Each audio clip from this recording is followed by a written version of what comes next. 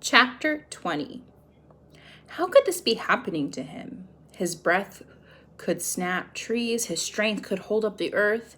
He was the black tortoise of winter. The heavens and the sea honored him. He was indestructible, the mighty. But he felt the force on his back from the enormous, what was it? What was pinning him down, pressing on him with so much weight that he could not move? What could be so heavy that he, the great black tortoise, the strongest of all beasts, could not lift it? His limbs struck onward, tearing into the nothingness. He craned his neck and snapped at the unseen object, his breath creating a cracking of ice on his shell. He tried again to rise, but his arms and legs only sank into a slippery smoothness, like a deep silk pillow swallowing his limbs. Who would dare do this to him? Who would dare insult him this way? Who would be this foolish, this arrogant, this devious, this mad? Not a beast, not an immortal, only a human. Does this human not know the black tortoise was forever? Oh, how he would make this human pay. For all eternity, the human would regret making the black tortoise of winter so helpless. Chapter 21. Bei Ma galloped through the gates of the city of bright moonlight, with Lady Meng as a companion. They hailed easily, found shelter for the evening, and they had been riding most of the day.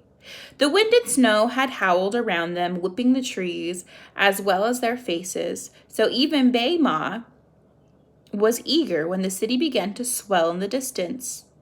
The grand palace rose above the rest of the city like a mountain, the thick snow lying on its tiered roofs like heavy clouds.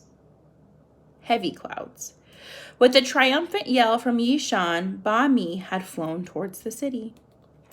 The stone lions that flanked either side of the gates, the guardians of the city, were wearing wigs of bearded snows, and they grinned as the horse passed through.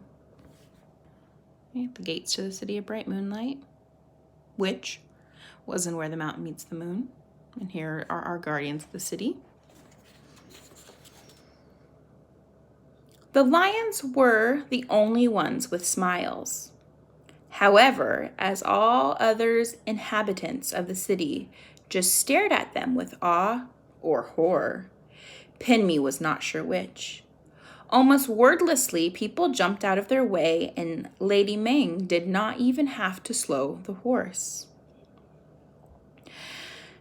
The common stone house and the white snow were a gray blur, and Bei Ma's hooves on the black brick road made a metallic noise, almost like the clicking of coins.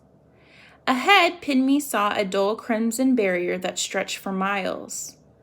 That's the wall around the palace grounds, Pinmi thought, remembering Amma's story that the inner city and everything else is the outer city. It's supposed to be like a city inside of a city. A walled city for the king of bright moonlight, the vast walls for the emperor. Yishan said in a mocking tone, "Rulers love walls, don't they?" Halt, a voice, harsh and commanding, rang out above the sound of Bei Ma's striking hooves. Lady Meng pulled the horse to a stop, and Pinmi turned to see two guards on either side of the gate of the inner city, neither of whom she had noticed before. "I am here to see the king," Lady Meng said, with the dignity of an empress. From the corner of her eyes, Pinmi saw Lady Meng nudge Yishan with her elbow, a warning for silence. "The king is not seeing anyone," the guard said. Even though he was supposed to be the king's guard, his helmet had the emblem of the emperor. the face of a snarling tiger, the metal already turning green. He will see me, Lady Ming said. She pushed down the hood of her cloak and looked directly at him, letting the full force of her beauty and rank pour upon him like a waterfall. Indeed, the guard looked dazed and overwhelmed, and Pinmi suddenly realized how even a hero who would not be stopped by the fear of turning into ice could be slowed by a beautiful woman. Well, maybe, the guards began to stammer. We aren't supposed to let anyone into the inner city, the other guard cut in. Lady Ming shifted her gaze, tossing her hair so it made a black cloud above them. Tiny jewels of snow sparkled around her.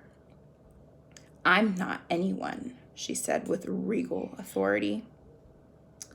No, yes, the second guard said, equally bewildered by Lady Ming. It's just the king would be angered to hear that I was delayed in such a vulgar way, Lady Ming said, her voice the hypnotic sound of ocean waves.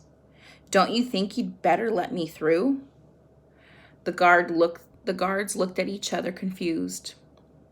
Like a flying arrow, a small dark blur darted towards the guard. It was the swallow.